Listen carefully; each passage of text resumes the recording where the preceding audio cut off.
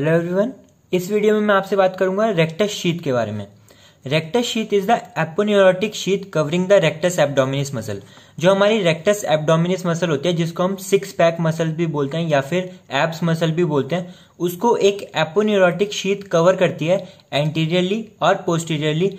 उस शीथ को हम बोलते हैं रेक्टस शीथ। देखिए, नाम खुद बता रहा है, रेक्टस एब्डोमिनिस मसल को कवर करने वाली शीथ को हम रेक्टस शीथ बोलेंगे।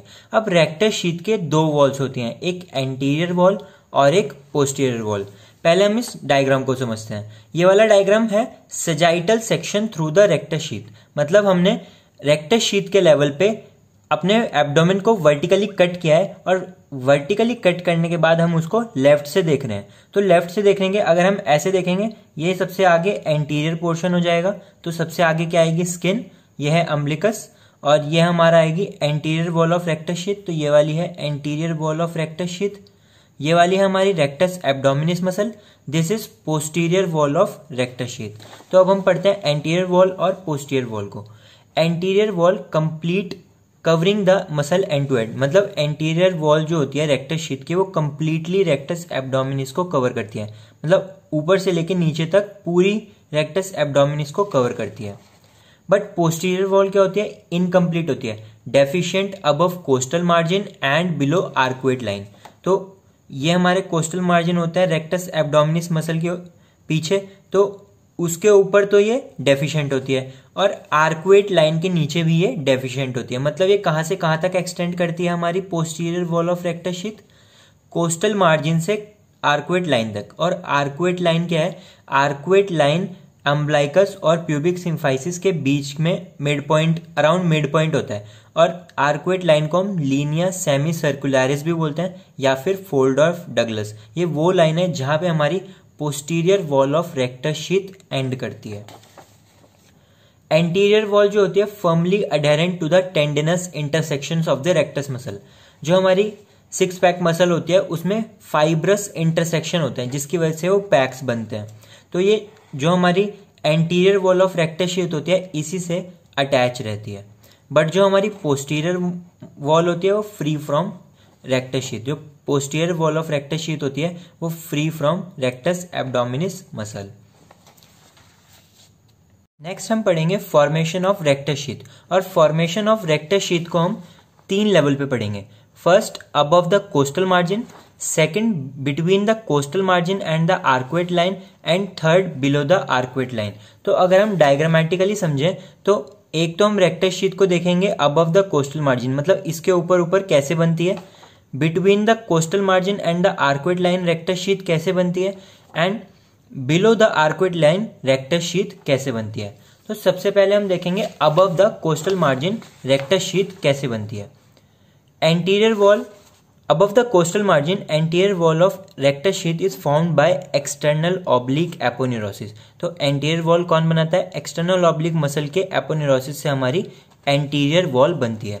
और posterior wall above the costal margin तो होती नहीं है। देखिए, अगर आप डायग्राम देखेंगे, above the costal margin posterior wall absent होती है। Rectus muscle rest directly on fifth, sixth and seventh costal cartilage.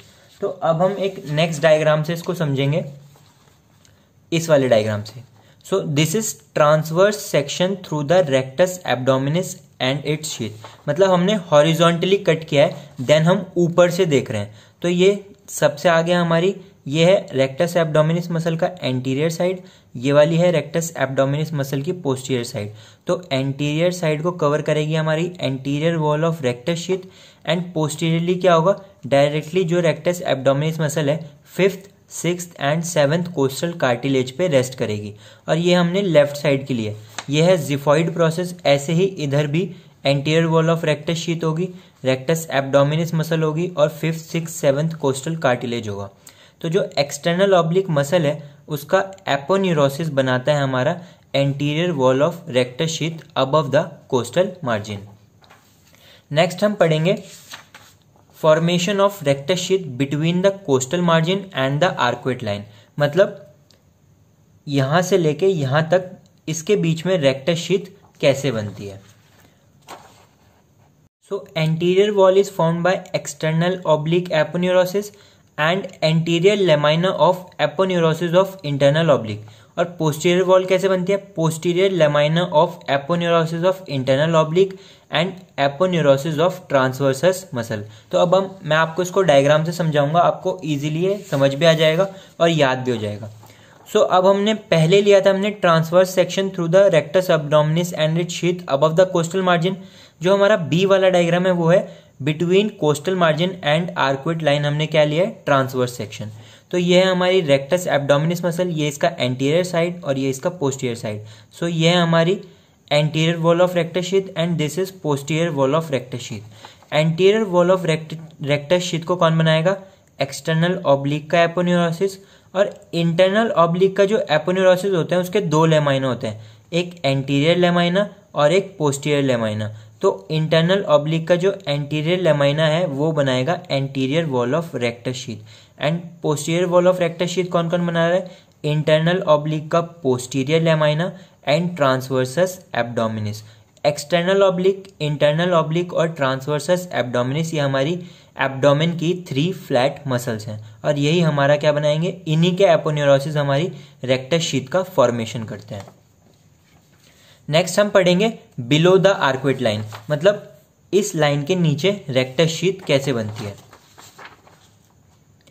Anterior wall aponeurosis of all the 3 flat muscles of abdomen and aponeurosis of transversus and internal oblique are fused. Posterior wall it is deficient. Rectus muscle rest directly on fascia transversalis. तो अब मैं इसको भी diagram से समझेंगे। देखिए यहाँ वाले पोर्शन में एक्सटर्नल ऑब्लिक और इंटरनल ऑब्लिक बना रहे थे एंटीरियर वॉल और इंटरनल ऑब्लिक और ट्रांसवर्स एब्डोमिनिस पोस्टीरियर वॉल बना रहे थे। बट यहाँ पे बिलो द आर्कुएट लाइन तीनों मसल के जो एपोन्यूरोसिस हैं वो बनाएंगे हमारे anterior wall of rectus sheath और इंटरनल ऑब्लिक और ट्रांसवर्सस एब्डोमिनिस का जो एपोन्यूरोसिस होता है वो फ्यूज होता है और रेक्टस एब्डोमिनिस डायरेक्टली रेस्ट करती है हमारी फेशिया ट्रांसवर्सैलिस मसल पे। Sorry, that is not fascia transversalis muscle, that is only fascia transversalis. तो हम देखेंगे फेशिया ट्रांसवर्सैलिस बनता कैसे है। ये है हमारी एंटीरियर साइड और ये है हमारी पोस्टीरियर साइड। तो पोस्टीरियरली क्या है हमारा? ये डायफ्राम है। डायफ्राम को कवर करने वाला फेशिया होता है diaphragmatic fascia. Diaphragmatic fascia continue करता है फेशिया ट्रांसवर्सैलिस में और बिलो द आर्कुएट लाइन जो हमारी रेक्टस एब्डोमिनिस मसल होती है डायरेक्टली किस पे रेस्ट करेगी? हमारी फेशिया ट्रांसवर्सैलिस पे। तो above the costal margin anterior wall तो होगी बट पोस्टीरियर वॉल एब्सेंट होगी। ऐसे ही below the arcuate line anterior wall present होती है रेक्टस शीथ की, बस पोस्टीरियर वॉल एब्सेंट होती है। और between the costal margin and the arcuate line anterior wall भी होगी और पोस्टीरियर वॉल भी होगी। Above the costal margin rectus abdominis muscle directly rest करेगी हमारे कोस्टल मार्जिन पे and below the arcuate line rectus abdominis muscle हमारी rest करेगी फेशिया ट्रांसवर्सैलिस पे। तो एक बार फास्ट रिवीजन कर लेते हैं हम ये डायग्राम का। तो ये अबव द कोस्टल मार्जिन है, anterior wall formed by the external oblique aponeurosis and below the costal margin and above the arcuate line external oblique and internal oblique forms the anterior wall of rectus sheath and internal oblique and transversus abdominis form the posterior wall of rectus sheath and below the arcuate line all the 3 flat muscles form the anterior wall of rectus sheath and posteriorly rectus abdominis muscle directly rest on fascia transversalis. Next हम पढ़ेंगे content of rectus sheath and function of rectus sheath। तो rectus sheath में कौन कौन सी muscle आएगी? Of course सी बात है, rectus sheath किसको कवर करे? रेक्टस एब्डोमिनिस मसल को। तो कंटेंट ऑफ रेक्टस शीथ में मसल आएगी रेक्टस एब्डोमिनिस और पायरामिडालिस इफ प्रेजेंट। और आर्टरीज कौन सी आएगी? सुपीरियर एपिगैस्ट्रिक आर्टरी और इंफीरियर एपिगैस्ट्रिक आर्टरी। देखिए इस डायग्राम में भी लिखा है, this is inferior epigastric artery and this is superior epigastric artery, जो हमारे अम्बलाइकस के लेवल पे क्या करती है? अनास्टोमोस करती है। वेन्स कौन से आएंगे? वेन्स वही superior epigastric venae comitantes and inferior epigastric venae comitantes. और नर्व्स कौन से आएंगी? terminal part of lower 6 thoracic nerves including lower 5 intercostal nerve and subcostal nerve। ये आपको ये वाला पोर्शन तो याद करना पड़ेगा। अब फंक्शन ऑफ रेक्टस शीथ क्या होता है? अब रेक्टस शीथ का काम क्या है? तो क्या करती है, हमारी रेक्टस मसल की एफिशिएंसी को बढ़ाती है, मतलब रेक्टस मसल की स्ट्रेंथ बढ़ाती है। And also maintain the strength of anterior abdominal wall. तो हमारी एंटीरियर एब्डोमिनल वॉल की जो स्ट्रेंथ होती है उसको मेंटेन करके रखती है हमारी रेक्टस एब्डोमिनिस मसल। तो रेक्टस शीथ में आपको इतना ही याद रखना है, एग्जाम में भी आया तो पहले डायग्राम बनाने हैं, देन थ्योरी लिखनी है, और कंटेंट्स और फंक्शन सब इसी फॉर्म में लिखना है। और अगर आपको कोई डाउट है तो आप नीचे डिस्क्रिप्शन में मैंने नंबर दिया हुआ है, उस पर आप पूछ सकते हैं। और अगर आपको ये वीडियो पसंद आई है तो प्लीज़ इसको ज़्यादा से ज़्यादा शेयर कीजिए और मेरे चैनल को सब्सक्राइब कीजिए। और इसके नोट्स के लिए मैंने फेसबुक पे अपलोड कर दूंगा इसको, नोट्स को, या फिर आप अभी स्क्रीनशॉट ले सकते हैं।